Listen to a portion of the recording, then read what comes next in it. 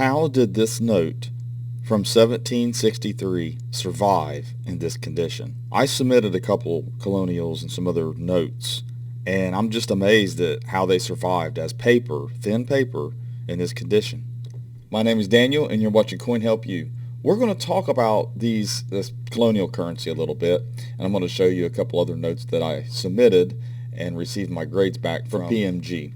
But first, if you need help with a coin, here's my help community. It's coinauctionshelp.com/forum. The link will be in the description of this video and in a pinned comment. Also, portsmouthcoinshop.com. That's our website where you can buy coins from us. We have a lot of deals going over here, a lot of coins being added. We have some complete collections or near complete collections, 90% in silver. So if you get a chance, come over to portsmouthcoinshop.com and check out what we have to offer. So before we explore how a note could survive in this condition, because it's actually EPQ, exceptional paper quality, and 64. It's 3 shillings. It's New Jersey Colonial note. FRNG-154 is the catalog number for the price guide, Friedberg. And it was December 31st, 1763. And it is amazing that this note would survive that long. And you can tell the signatures, the paper's thin. Obviously, if you have one, don't know if it's authentic or not. You can tell this is a signature. You see the brown where it's kind of turned to rust a little bit. Also, the paper is extremely thin on these. It's a different kind of paper. But this note is just amazing. To counterfeit is death. Woodridge in New Jersey. It's just a different time, a different era. Over 260 years ago, this thing was printed, made, and somehow survived. And then that's not the only one. I have a Rhode Island Colonial note, May 1786, 6 pence. Again, it's a 64 as well, choice uncirculated. And it's just, you wonder how these would survive. They were spent. Here's the back. It's just a plain back. So what I did was I asked ChatGPT just to see what we would get on the answer there and see if I was close in my own head, what I was thinking.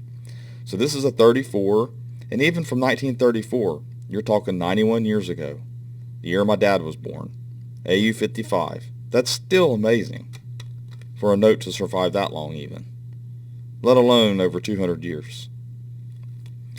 Then here's another one. This one's from 1923, even older than the 34, obviously. And it's a very nice note too, and it's AU 58. Just barely was messed with a little bit. Maybe one little crease or maybe just some ruffled edges. But just a beautiful red seal. It's a funny back. It's like paper money. They say, or funny money or play money. Then I have the wood chopper. Series of 2007, another beautiful note. It is also AE 58 EPQ choice. And this is the PC, which is like the public error. So it's an error. It's just a beautiful note. Here's the reverse.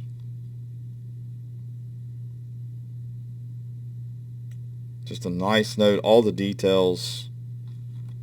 And then here is a 1914 Federal Reserve note, verifying 35, which is what you would kind of expect out of a note that might have been pulled after it's being circulated for a while. But this is an awful nice note for verifying 35. Some staining there. And just beautiful design. I asked ChatGPT how notes like this could have survived. And let's see what it had to say. So first off, I asked the question, how could a note from 1763 survive? And it said, here's how a 1763 colonial note like Pennsylvania, Maryland, Massachusetts issue could realistically survive. This isn't the only way. They could have been in a book. Could have been in a children's book. Someone could have saved it like that and someone found it. Or any book. Back in the 1700s, some people saved notes intentionally. Government officials, printers, or treasury clerks who had access to unissued sheets Collectors and antiquarians in the 1800s who preserved these as historical documents once they became obsolete after the Revolution. Estate keepsakes. Families kept them with letters or documents, there we go, like in a book or something like that, because they looked interesting or carried sentimental or historical value. Many uncirculated colonial notes are actually remainders, notes printed but never signed or issued, which these have been signed and were issued. They often sat in bundles or sheets stored in unofficial archives or print shop buildings. When found in the 19th or early 20th century, they entered the collector's market in crisp condition. Examples of that is the 1739 to 1770 Pennsylvania and Delaware issues printed by Benjamin Franklin. Thousands of remainders surfaced in the 1870s and 1900s. An ideal storage condition obviously would be in a flat, dry, dark, rag content paper made from cotton and linen fibers, not wood pulp, can survive centuries almost unchanged. Colonial notes were printed on high-quality rag paper, durable and flexible. So it's really not paper money. Honestly, it's actually rag paper. I mean, it's technically paper, obviously. If protected from humidity and sunlight, they don't yellow or crumple like modern paper.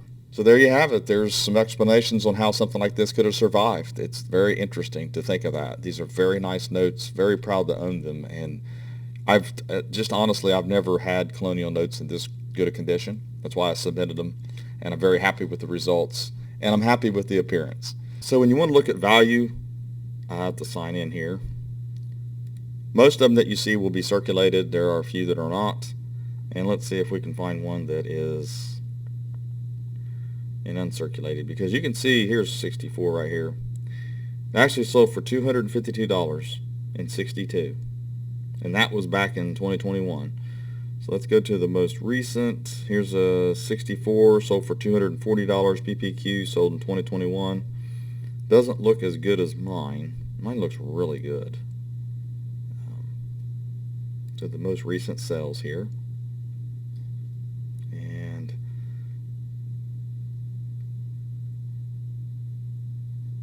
Let's go with 64. See if we can put that in there.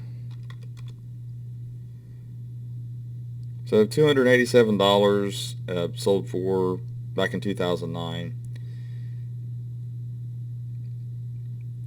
That's the only one that, like I said, there's probably other ones that have sold, but this is how you would find the value. Sometimes the search algorithms here is not great at Heritage. Sometimes you have to type it into the Google browser and it'll find it for you. The Rhode Island 1786.